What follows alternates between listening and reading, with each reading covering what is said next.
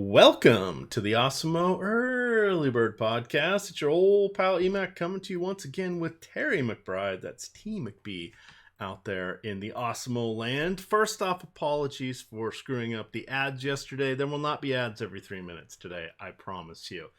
Somehow I clicked the wrong setting, Terry, and I don't think they were the fast forward kind either.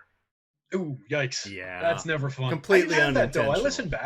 I listened back. I didn't hit a bunch of commercials, though. I was on YouTube. I'm not sure. It's because I went in and I saw comments, so I tried to fix it. But there was a couple people that had already commented that this sucks. Ooh. Where are their ads? And I could see the little yellow lines, how it indicates where there's an ad. I'm like, oh, this doesn't look good. So not sure where that came into, but we won't let that. We'll try not to let that happen again. There'll be one at the beginning. We have to have that one, but then the rest of them were okay. Otherwise, you got to keep the lights on. Exactly. You'll hear me giving ads about our sponsors and different things we can do, but we'll try to avoid you guys having to sit through a bunch of ads on the YouTube. But you can always follow us on any of your podcast streams, and then you won't get those. And the other key thing is we have now broken out our channels. So what used to be the main is now NBA, and then each of our sports now has a new channel. So all you have to do if you just want to resubscribe to the Awesemo MLB is you just go into whatever your provider is, type in Awesemo space MLB, and it'll bring it up. And then you just subscribe to that, and it's perfectly fine. Same thing I did. All right, we are all over the place on our slates here, so we're going to kind of meander our way through. We have just a veritable mess. So DraftKings is going with the 6 o'clock main slate. FanDuel and Yahoo are going with the 7 o'clock main slate. That's just 5 games. So DraftKings, let's see, has 1, 2, 3, 4, 5, 6. So that'll give them, 7 games?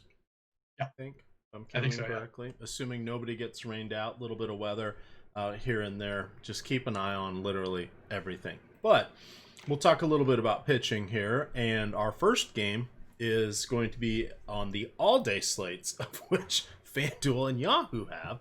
We've got Kenta Maeda in Pittsburgh wrapping up the series going against JT Brubaker. I literally know nothing about JT Brubaker. He's 5,600. We're well versed with Kenta Maeda. He is a fine pitching option, a nice matchup for him going against Pittsburgh, and he doesn't have Dave Roberts behind him ready to pull him after 68 pitches. What do you want to do with the game that is only going to be on the all-day slates? I think getting some Maeda in your life here could be a good spot. It's not a great lineup going against him. Decent strikeout pitcher, not an ace by any means, but certainly somebody that could put up a good start against this Pirates lineup. We've seen 2 good starts from him already. He's in his career, he's a 32% strikeout against right-handed hitters. So you really want to target, he's a guy who can really go after a couple of these righty bats. They do have a good amount of left-handed hitters and switch hitters in that lineup, so it's not going to be as relevant tomorrow. But there are a couple right-handed hitters that are probably going to be holes in that lineup for him. Gives up a little bit more power to the right side, so we want to be careful with it. But it's a spot that I like. I think he can do well here for us. JT Brubaker, I'm going to join you. He's not a guy I know a ton about. This is his first career start. Good numbers out of the pen over 4 innings so far, or 5 innings so far, rather. Struck out 35% of the very few hitters he's seen. So I don't believe that he's stretched out. I don't think we're going to see a lot of length out of him here. Yeah, so it's not really a consideration for me as a starter. 2 appearances. He's gone 5 total innings, 7 strikeouts, and he's replacing Mitch Keller. Right, and this would have been, Mitch is a guy I really like, but we saw him go down with an injury the other day. So, it would have been a better spot for Keller. Not a spot I'm going to be getting much Brubaker. And honestly, the Twins, just glancing at the power numbers, we don't always only want to go by that, but getting some very nice looking power numbers for the Twins tomorrow. So could be a good spot for those bats. All right, on to the next one here. Again, this is just going to be on the all-day slate, but it would not shock me if we see some 2-game slates or even an afternoon slate cropping up with the 2 3 o'clock games and 2 4 o'clock games. So we'll have to find out. Those have not yet spawned yet. It looks just like the main slates have gone on most sites, but we do have the all-day pricing, so we'll be referring to that. Most of the sites continue with the similar or the same pricing on the early and late slates and the all-day slates, just for consistency. So we should be good from that front. So this is Coors Field. So if you want your last shot at Coors Field for a few days, this will be your chance to take it. It's going to be 90 degrees at first pitch. We do know that Kyle Freeland will be going for the Giants. He had a good outing in his last one. I want to say at one point he was like 6 scoreless innings, Terry, or something along those lines. Remember, this is the guy that in 6 minor league starts last year, he got sent down to the minors with a 6.5 ERA, managed to pitch 6 starts with an 8.8 ERA in the minors. Got worse, and they just said, F it, we're bringing him back up. Way to earn your job, fella. So here we go. And his 2017 and 18 seasons in Coors Field, he had around a 4 ERA. So he had done very, very well up until last year. So who knows what's going to happen, but he's going to be going against the Giants here. We could get a slightly watered down lineup, day game after a night game, but of course we still have the DH. Would you consider Kyle Freeland at all? I wish it was that old Kyle Freeland that we knew we could kind of trust in Coors, at least as far as Coors pitchers go. Based on last year, it's a little tough to trust, but yeah, I'll probably roll some out if I was playing that all day slate. Maybe one of your your 5 to 10% type guys on DraftKings. See if you can pick up a little edge there. It's not a spot that I love. Career, he's an 18% strikeout guy, 4.56 xFIP for his career. More strikeouts against left-handed hitters, gives up a lot more power to righties, 1.22 home run per 9 against right-handers for his career. So not the greatest spot in the world, but like you said, diminished lineup most likely, not the greatest lineup in the world to begin with, but we could definitely see an older guy like a Brandon Belt take a seat here, so Brandon Crawford as well. Just sit all the Brandons. So you never know. It could be a spot to go to on DraftKings. Other side of it, Anderson, not really a fan. Gives up 159 home runs to lefties, 149 for his career home runs per 9 to right-handers. So just a guy you can absolutely get to. 4.53 FIP for his career, 21% strikeouts. Doesn't yield a ton of walks, around league average in walks, but guy who's going to be giving up some opportunities here and is prone to giving up the long ball. So I think that's a spot we can target with some of these Rockies bats for sure. All right. DraftKings just put up their slate. They're going with a 3-gamer at San Francisco, at Colorado, Texas, at Oakland, and the Angels at Seattle. So we have to take 2 of the 6 pitchers. I don't mind Freeland at 7,200. Again, this is one where, hey, maybe he can survive for a little bit. First, the last outing, it was 6 scoreless, 4 strikeouts. We're not going to get a lot of strikeouts from him. And then the game before that was in Texas. Roof closed. Remember, it's not the same Texas that stadium that it used to be. But he gave up 1 home run, 2 runs, total 5 strikeouts. If he can scuffle along, I'm okay with that. Maybe he gets 5 innings. And if he gives up 3 runs, I'll live with it. Because some of these other pitchers on here, I don't know exactly what we're going to get. It looks like, sorry, I was trying to look it up. Did you mention Tyler Anderson? It looks like he might be the starter for Colorado. Yeah. Okay. Yeah, that's who I had, and I went through him a little bit. Okay, so perfect. I was scrambling trying to find it, and then I found the one site that had it. Yeah, you already had it, and we're talking about it, and I wasn't listening. So, my apologies. That's who came down with FanGraphs. It's hopefully who we're getting here. So disregard that if it's somebody else out there, but I think that's who we're seeing tomorrow. All right, our next game here, Texas at Oakland, wrapping up that series. We've got the Mikes, Mike Minor going against Mike Fiers. Mike Minor, kind of interesting here. He will be going against an incredibly right-handed heavy lineup. That part's a little tough. He's had 1 good start. That was against Colorado and Texas. He went 5 innings, 6 strikeouts, 1 sketchy start. Of course, that was in San Francisco because why not? Apparently, San Francisco literally is more of a hitting park this year. We need to be a little bit careful. We'll talk about that the next time they're on the slate. But he went 5 2/3 innings, gave up 1 home run, but 6 earned runs. Basically, everybody that made it on base seemingly scored. He had 9 hits allowed, 2 walks, just 3 strikeouts. But he threw 98 pitches in both of those. That number's okay. Little tough going against Oakland with all the righties. Mike Fiers, on the other hand, he's 8,100 on DK. He has gone 79 and 64 pitches in his 2 starts. I think if I had to lean to one, I'd probably go with Fiers, only because it's not the dominant platoon setup for him. But I'm not really excited about either of these guys. Let me frame it. I would take Freeland over both of these guys as one of my 2 pitchers. Okay. All right. On a limited 3-game slate, I can see that for sure, because I think more people will probably be leaning into these 2 guys. So you're going to gain some edge there. So that makes some sense. I don't love either guy here either. I kind of agree with you with your take there. It's not really a great spot for Minor with all that right-handed power. I'm getting decent home run marks for the A's here. So not a spot I love for him. He could make his way through. There are a decent amount of strikeouts in this spot. He's an okay strikeout pitcher. He's 21.7, so actually a little below league average, but he's good xFIP for his career, 409 xFIP. So he's a guy who knows how to work his way through a tough challenge. I'll have a little, but he doesn't project that great. Again, on a small 3-game slate, you can get to some. Check out where the ownership is and make a decision about whether I want to be above or below that mark and go with it, because that's really the kind of position you're going to be in on a short slate. Fiers is probably the guy I would lean into, like you said, a little bit just based on matchup. I like the A's lineup a little bit better than I like the Rangers lineup. There is some lefty pop in this lineup against him. He's another guy. He's only around 20% career strikeouts, so not a great strikeout option, but a guy who could give us enough length, could give us a nice enough score here, particularly on the two pitcher side. All right, and wrapping it up, we've got an interesting choice here. DraftKings has given us a steal of a price point. Our mileage may vary, but Tywin Walker is at 5,800. He is going against the Angels. Again, it's getaway day, so this will be 1 p.m. Seattle time, and they are playing again tonight. So again, day game after night game. Just point that out. See, wouldn't shock me if Pujols doesn't play. Maybe Trout gets the night off. Maybe it's Rendon. Who knows? But Tywin Walker has been. He started out with the Mariners. He was with them for 4 seasons. Had strikeout upside. Never put it all together.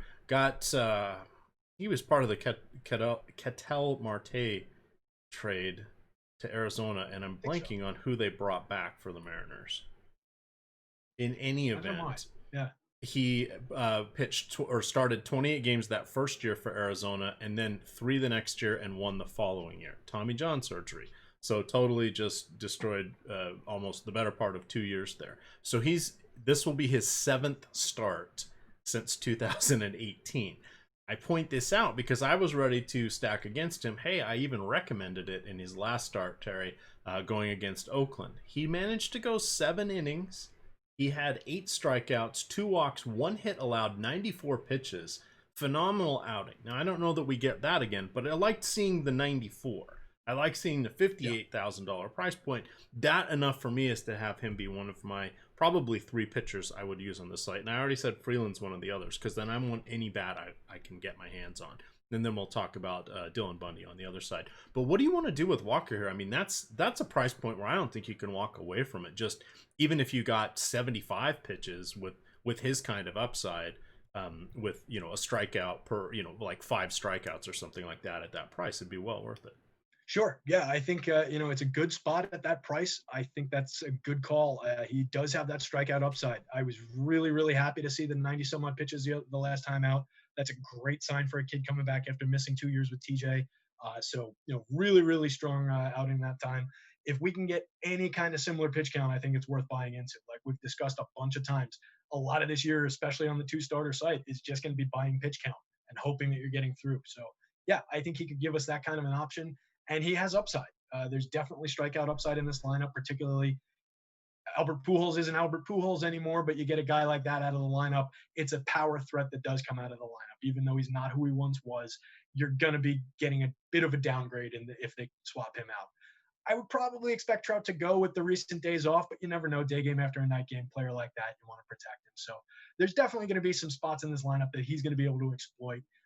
And then you get to, there's guys like Castro who are a 30% strikeout guy. Upton is a 30% strikeout guy. So take a look who's in the lineup and make a decision on how heavy you want to get into them. But yeah, it's a spot I can get behind.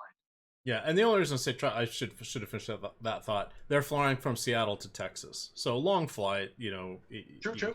He just caught up with the team after the birth of his first child, etc. So who knows? But just wanted to point that out. Here's the Mariners trade. It was Tywin Walker and Ketel Marte for Gene Segura, Mitch Haniger, and Zach Curtis. Well, Mitch Haniger was great, but he's been hurt for the better part of the last 3 years. Segura now no longer with the team. He's off in Philly, and right? I can't remember who Zach Curtis is. So let's see. Is he still in the Zach Curtis last pitched in any level of baseball in 2018. He had a 9.45 ERA with Texas in 6.2 innings. He has 38 career innings in the Pigs over 5 seasons. That Sorry. sounds Oh like no, the that's over definition 5 of a teams. player to Yeah. be named later to me. Pretty much. So, So I think that even though they got Tywin Walker back in the long run, I think the D-backs still won that I trade. think they did. But Dylan Bundy, 9,300. Now that's why I said I was kind of going with these other two cheaper pitchers, because then now we got to get hitters too. So if I'm going to recommend Bundy, I got to have a way that I'm going to have him comfortably in my main lineups, and that's how that works. He's gone 90 pitches in each of his starts. He faced the Mariners in his last start, 8 strikeouts. We talked a little bit about him yesterday before we found, because we didn't find out Julio Teheran was coming off the COVID list until earlier on Wednesday here. But I'm okay with this matchup for Bundy. Again, we've seen it before. If I can get 90 pitches, 9,300 against a plucky Mariners lineup, but I don't know what kind of talent they have. Per se. And I'm a lifelong Mariners fan. Actually, I don't know that I've told you this. I went to the very first Mariners game with my dad. Really? 1977, and I went there. I still have my little signed certificate, and we got to go out and run around on the bases in the Kingdom. That was the year. That's so cool. Yeah, that was the year the Seahawks also came into the league. So that was wow. they built the Kingdom there. So I didn't really know life before those sports teams. So it's kind of funny to me. They were always there, but that happened to be their first year, and I was in first, maybe second grade at that point in time. But yeah, so our family car was a VW Bug, 1968 nice. VW Bug, and my dad and 3 of his buddies from work were going, and one of them got sick. And the other 2 were like, hey, let's take your son. Because they figured whoever would sit in the back would sit with me and they'd have more room rather than another full-size adult. So that's how I got to go to the game. Exactly. So they came by, picked me up at school, and I was like, what? This is weird. You can leave school before the bell rings? How does this work? So it was a very fun day. I have very fond memories of that day. So that sounds like a fantastic day. Yeah, you can leave school early and go see a baseball game? Yeah. Man. And I didn't really know what it was because we were driving to Seattle, which is 150 miles away. So it was a big day. But anyway, cool. Dylan Bundy. What do you got for Dylan Bundy here? Yeah, I liked him a lot yesterday, and I like him a lot tomorrow. I think it's a great spot for him. Plenty of strikeouts available in this lineup. You know, everybody in this lineup is around 22% or higher. Emerging rookie like Kyle Lewis is still projected for around 30% strikeouts. So a lot of strikeouts available. A little bit vulnerable to some of the lefty power, but I'm really not going to sweat it too much. You know, we could see a Kyle Seager go off here. We could see a Vogelbach get into him, but not something I'm going to sweat. I'm more focused on the Bundy upside. Price is $9,200 on FanDuel. It's probably landing on the high side a little bit for what he is right now, but I think they're speculating on some upside there, and I think I'm doing the same. You know, he's got his strikeouts pumped up over his 2 starts that you mentioned, 30%. Walks are down a little bit. We saw some of that trending in the end of last year before he came over to the Angels. So I like the spot, and it's a lineup I think I'm going to be targeting most of the year, you know, just with pitching against this Mariners lineup. So definitely a spot I'm going to be getting to. All right, we are moving on to the 6 o'clock games. This is the start of the DraftKings main slate. Again, FanDuel, this is their all-day slate. I'm sure they'll put up a short slate, but their main slate's going to start at 7. So these 2 games are at the moment exclusively on DraftKings for what we have now with our interest. We'll talk a little bit about the Reds and Indians and FanDuel pricing just because they will be on the all-day slate and they've got 2 good pitchers. But Jordan Montgomery will be going against Zach Eflin and the Phillies. We've seen both of these teams have some days off because of pandemic-related issues. We'll have to see what happens here. I'm assuming everything is a full go, but so many of the schedules are so wonky, it's hard to tell for sure. So I'm going off DraftKings. If they've pulled them in the player pool, it's almost assuredly that they're going to go until they don't. So let's just assume they're in here. We've got Montgomery at 7,800, Eflin at 6,900. Eflin has not made a start yet this year. He was dealing with a sore back or back spasms, and he was not utilized yet. Montgomery has made 1 appearance. It was last week on the 31st. He went 5 2/3 innings, 81 pitches, 4 strikeouts, 9 ground balls. That was against Boston. So he had that's what I would call a nice outing against Boston. But what would you like to do with either of these guys on our DraftKings slate? So in DraftKings, as second starters, they're probably playable. on the lower percentage side. I think you can get to a little bit of either of them, but it's against two very, very dangerous lineups. I don't love all the right-handed power and the right-handed quality that the Phillies can throw at Jordan Montgomery. He's a league average-ish kind of a pitcher when it comes to strikeouts and walks. It's nice to see him back in the Yankees rotation. As a Yankee fan, I'm glad he's back here. I think we can use the lefty arm, and the quality they can put up in the back of that rotation. But it's not a great DFS spot, and he's not a great DFS pitcher, really. So not somebody I'm going to target in any kind of real volume on FanDuel. I've got a middling projection on Montgomery, around 22 fantasy points on FanDuel. Only 6,800 over there, so the price is okay, but there's got to be a better upside play than that. I don't think that upside play is Zach Eflin, though, on the blue side. So I'm probably going to really limit the amount that I look at him here and there as well. This is probably more a bat spot for me on FanDuel. On DraftKings, though, like I said, I think you can get away with some of the low ownership exposures and play both of these guys a little bit. Don't go nuts. Do you think the Yankees are going to be on your short list for stacks going against Eflin? Probably. I am seeing, let's see. Yeah, they're getting pretty good power metrics, and the top of that lineup is pretty green in my conditional formatting here. So I will probably have some Yankee stacks. Price-wise, there's still some savings in here. I'm looking at that's got to be a mistake. Gleyber Torres is 2,900 on FanDuel. Gleyber Torres is 2,900 on FanDuel. Mash him into your lineups. That's insane. Aaron Hicks is 2,700. Luke Voigt 31. Gary Sanchez 28. The Yankees are at a discount tomorrow, except for the two big bats. Even Stanton is only 4K. They're going to be in a lot of my lineups. All right, I'm just double Torres. Yep, 2,900. I actually opened up the FanDuel contest, so it's not some API error going to the other sites that collect all this information for us. Wow. Yeah, that's totally bananas. Okay, well, thank you. On the other side here, I wanted to take the moment to look up the 2-year numbers for the Yankees against righties. So Eflin, serious issues against lefties. The Yankees, of course, have a few, Hicks being the obvious one.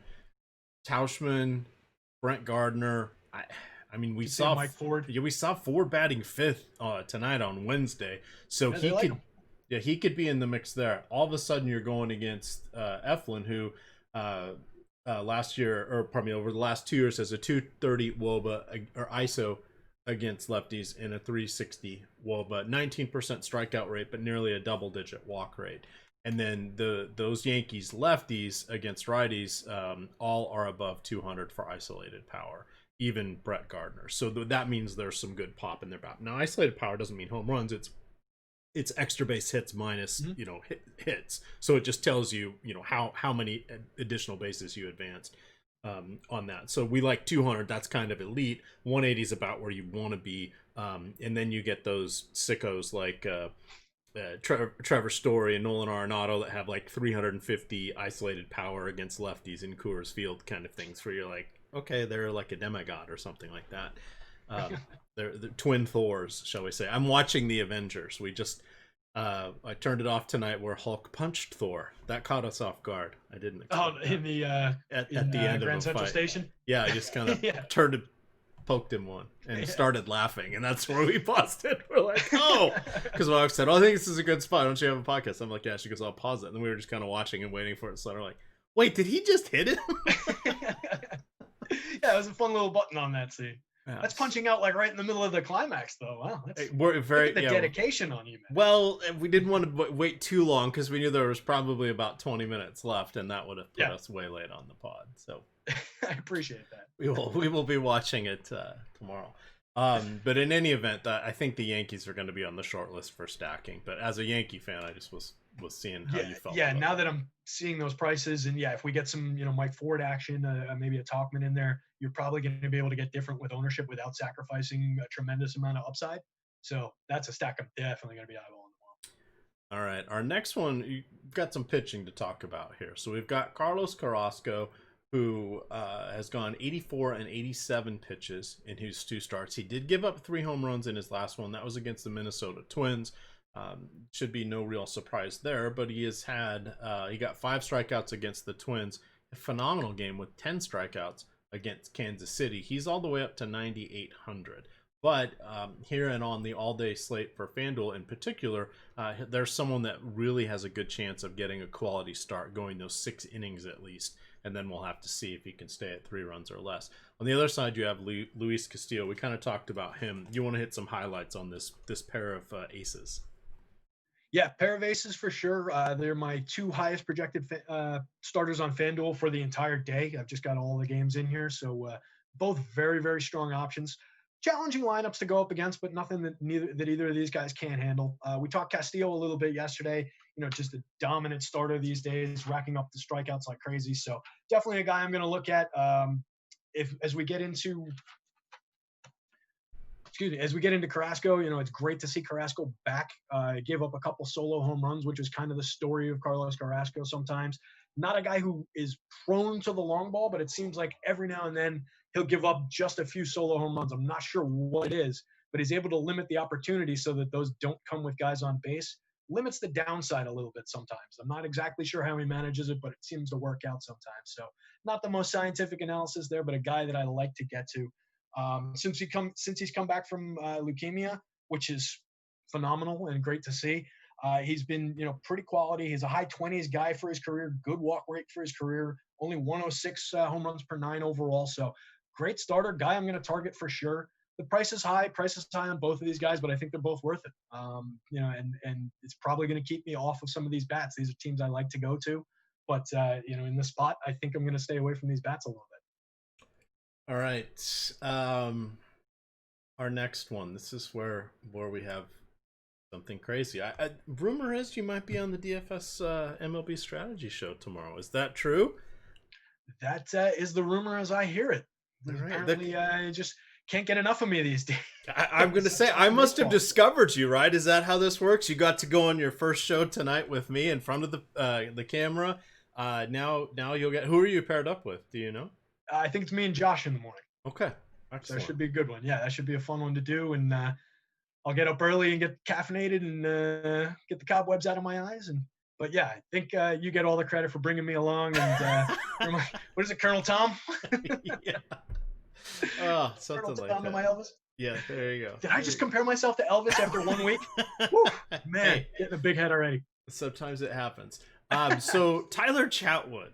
Now, I'm not always. I can look up pitch mixes and I understand the difference and all of that. So I'm over here on FanGraphs just trying to understand what has he done different. Now he has gone away through his first 2 starts from his 4-seam fastball. Over his career, he's thrown that 30% basically. The last 3 years, 33, 34, and 38, and 2 of those were with the Rockies. So it makes sense. So that's the normal fastball is the 4-seam. The cutter is like the 2-seam fastball, and they sort of behave slightly differently, and they're definitely different pitches, but they call that a cutter. He has thrown that 27% of the time, and then his slider, his sinker, which he went up last year at 40%, he's kept that at 40%. So I want to point out, against Pittsburgh and Milwaukee, he has gone a grand total of 180 pitches. He has gone 12 and 2/3 innings, and here's the cherry on top, 19 strikeouts. The hell does Tyler Chatwood have 19 strikeouts? Yeah, that was going to be my line. So I'm looking at this, hence I'm curious to see if you and Josh dig into this just a little bit tomorrow when you have the luxury of time. But that's the first thing that popped out is, wow, he's gone well away from the 4-seamer and he's gone to the 2-seamer. Now, it's always hard, and I'm looking at FanGraphs. I bet if you look at Brooks Baseball and other sites, they all classify the pitches slightly differently. When you look at these different sites, there is no one true source. Just like if you look at, and this one scares the hell out of me, if you look at targets and routes run for the NFL, they don't match up. Like, you can look at Pro Football Focus, you can look at ESPN, you can look at Fox, you can look at CBS, you can look at some of our competitors. None of them match for the players. Which seems like football that's guys, just something that's so easy. It should just come from one place, in my opinion, targets, right? Right.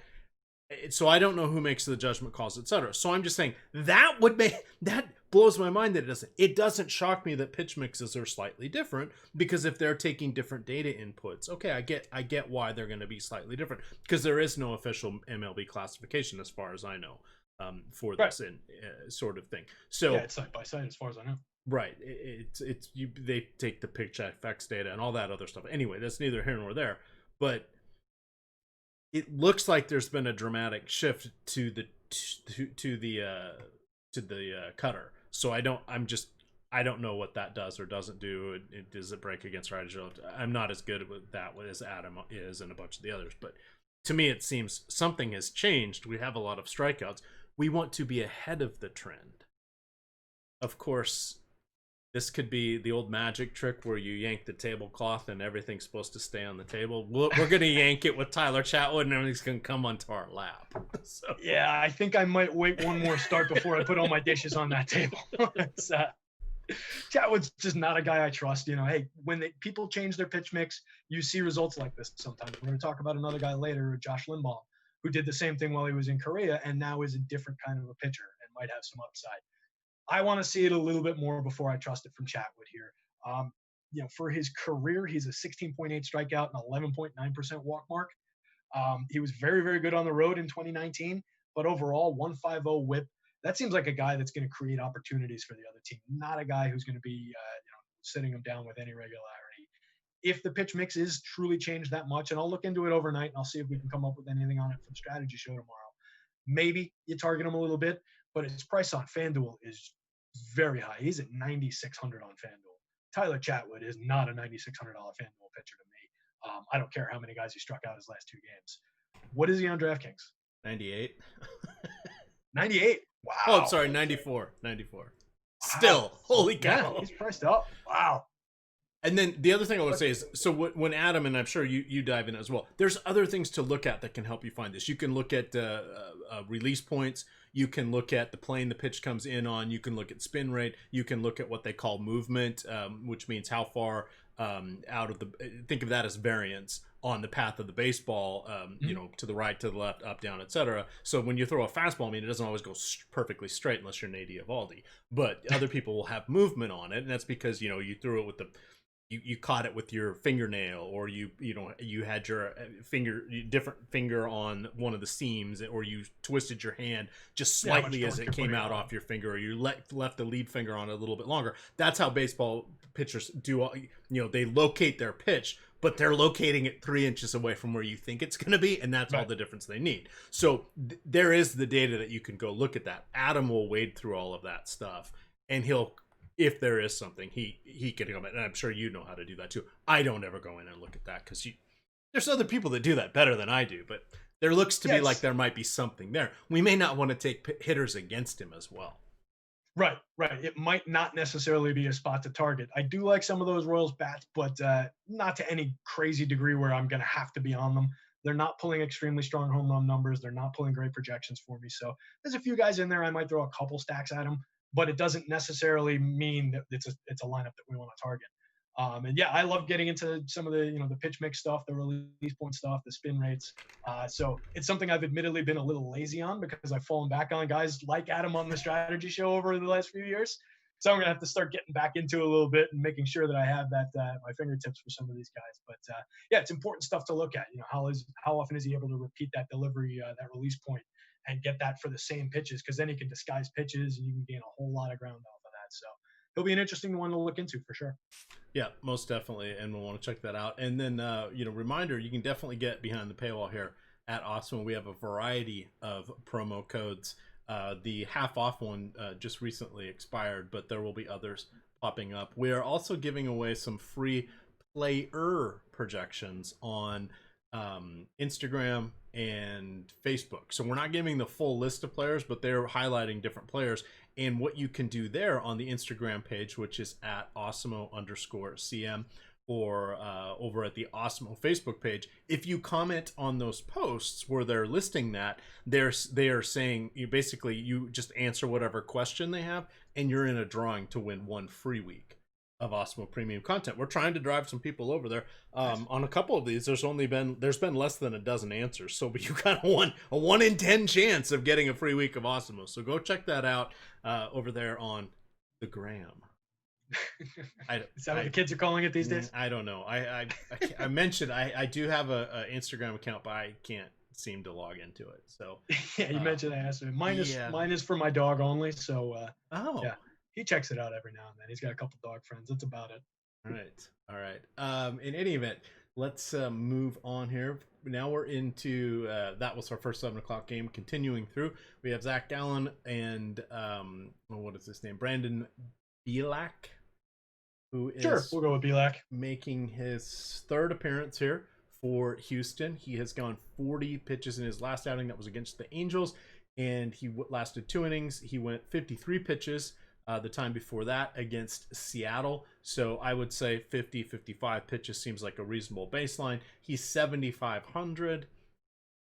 That doesn't feel great at all. He's kind of a 5%er. Maybe you're getting to him for some differentiation, but not your pitch per dollar isn't really there. Zach Galen on the other hand, good pitcher, but he's going against Houston. He does have 15 strikeouts through his first 2 starts. That's 10 innings. He also has 6 walks. Only 1 in his last start, but he did have 5 against San Diego. He is still a young pitcher, kind of getting his sea legs. Anything you want to point out for either of these?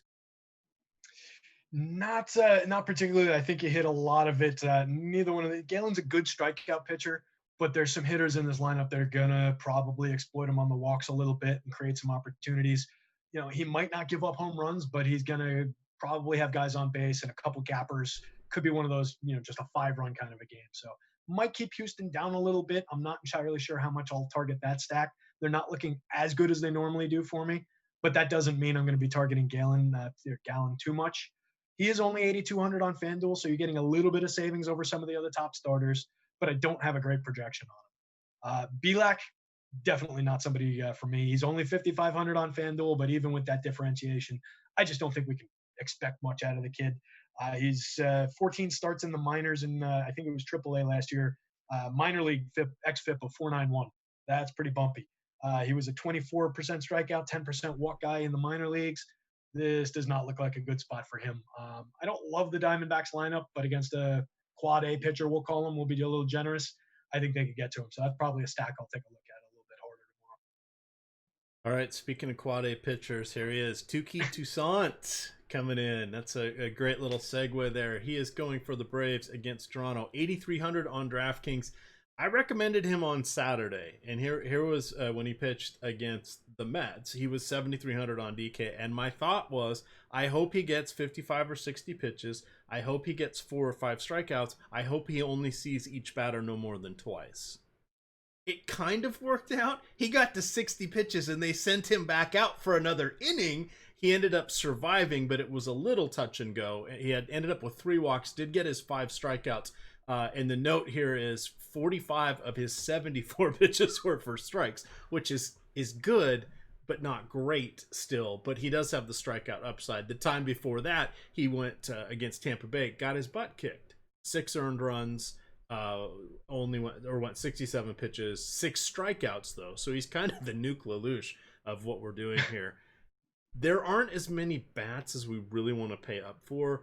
There are some other okay pitchers, so I don't know that what I want to do yet with 8,300, but I do want to call out, I'm not chasing after him. The last slate was entirely different because it was literally garbage pitchers up and down the slate. So these are slate-specific picks, so just in case anybody had seen either of my shows or my content on that, I just want to call out, keep an eye on Tukey Toussant. I'd rather have him at 6,300. Then I'd be saying, yeah, I'll roll him out about 10 or 15% of my lineups. Now it's like, well, we'll see how lineup construction works because the downside on this guy is huge. And at 8,300, I need 80, 85 pitches. I really do. Yeah, there's a lot of basement kind of downside on that play at 8,300. Negative points are in play. Yeah, for sure. For sure they are.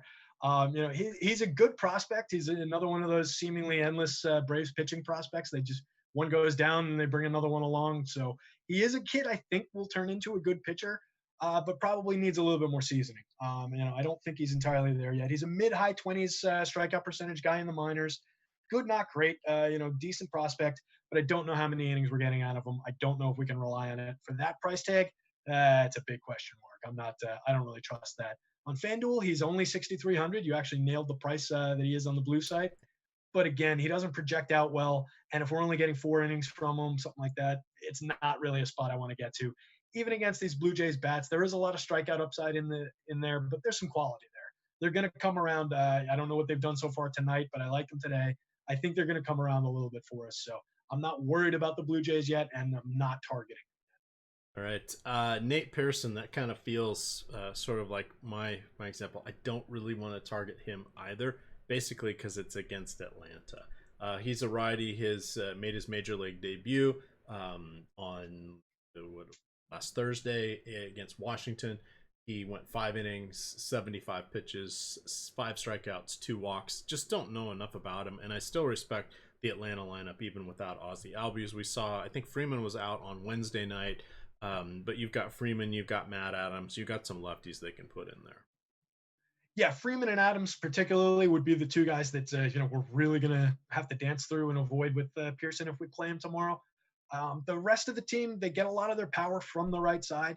I'm not entirely sure what his splits look like. It's somebody I'm going to dig into a little bit.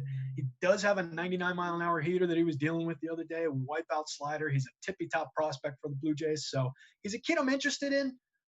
7,500 on FanDuel doesn't project out great for me in this matchup.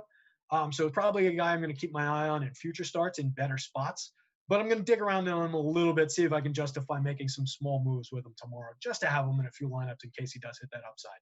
More upside for this kid than the other one. All right, 2 to go here. We've got Wade LeBlanc in Kent. Why are they doing this? Oh, this is all part of the Marlins thing. So I think this one is in Camden Yards, even though technically the Marlins are the home team.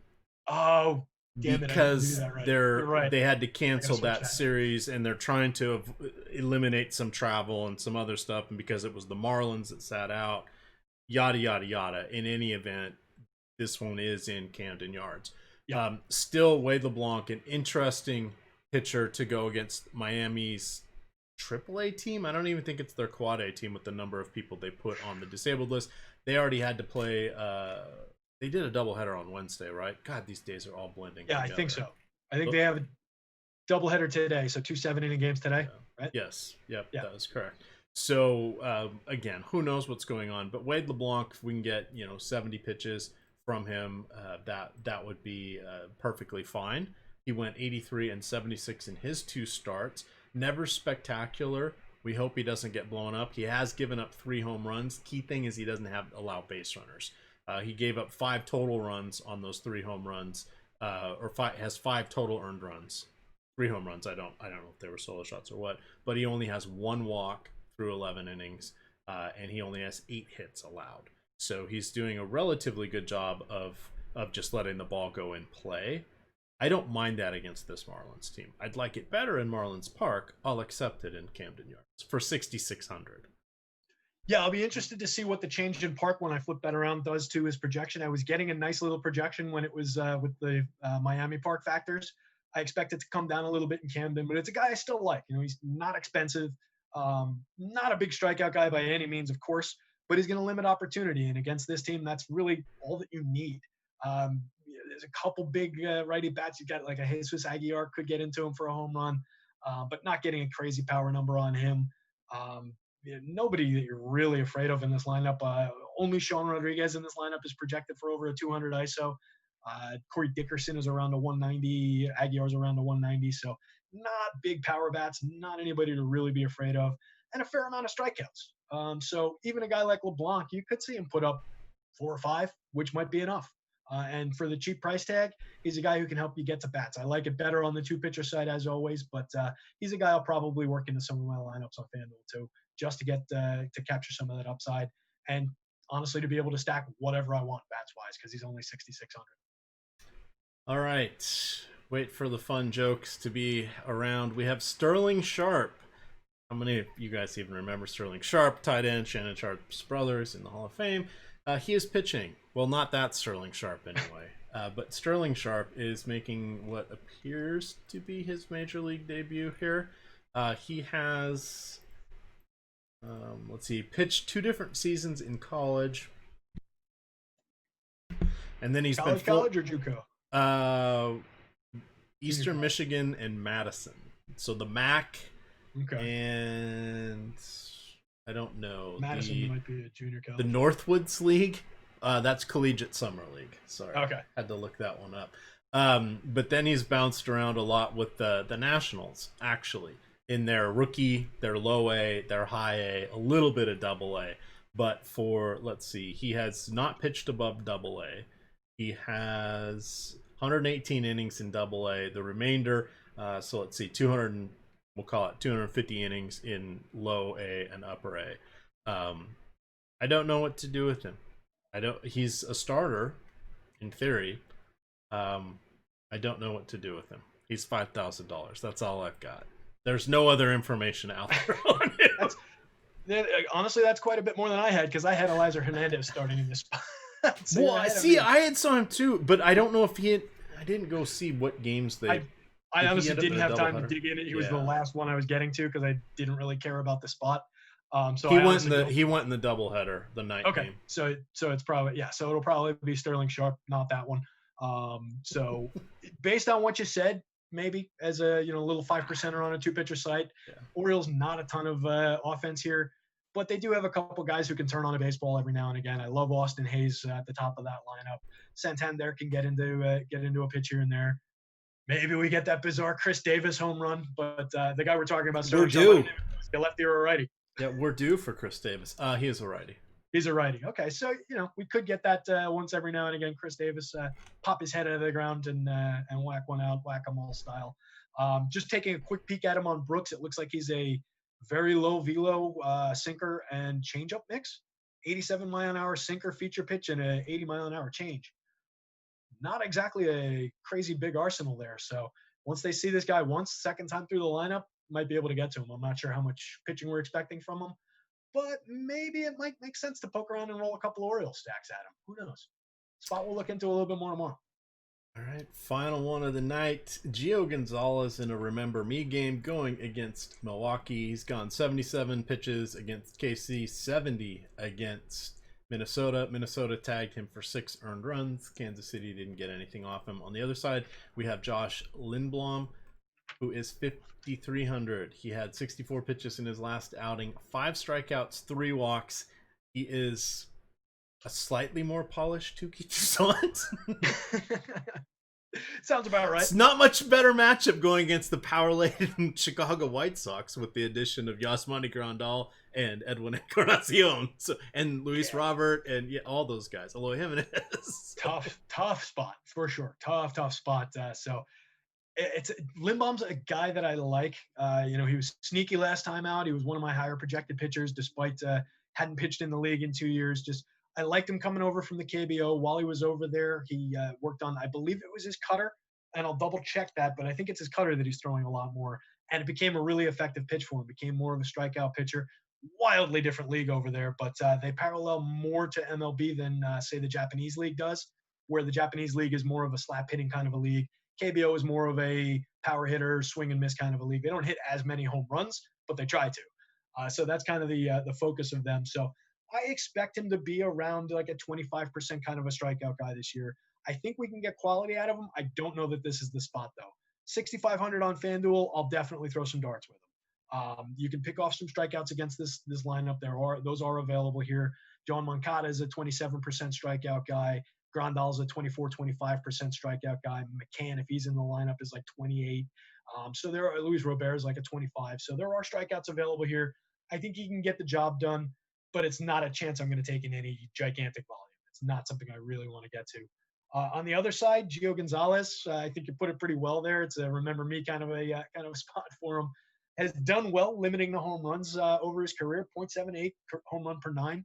So could keep the Brewers' power down a little bit here, but never a guy that I really love going to. Not a ton of strikeouts, allows too much opportunity. So it could be another one of those spots where we see a 5-run game that's not really DFS relevant on the offensive side, but he doesn't put up a good start for you. So I'll dig in a little bit on the Brewers tomorrow, see how much I want to get to them, see where they rank in the top stacks tool and how the public's getting to them. But I'm not sure I want either side of that one tomorrow.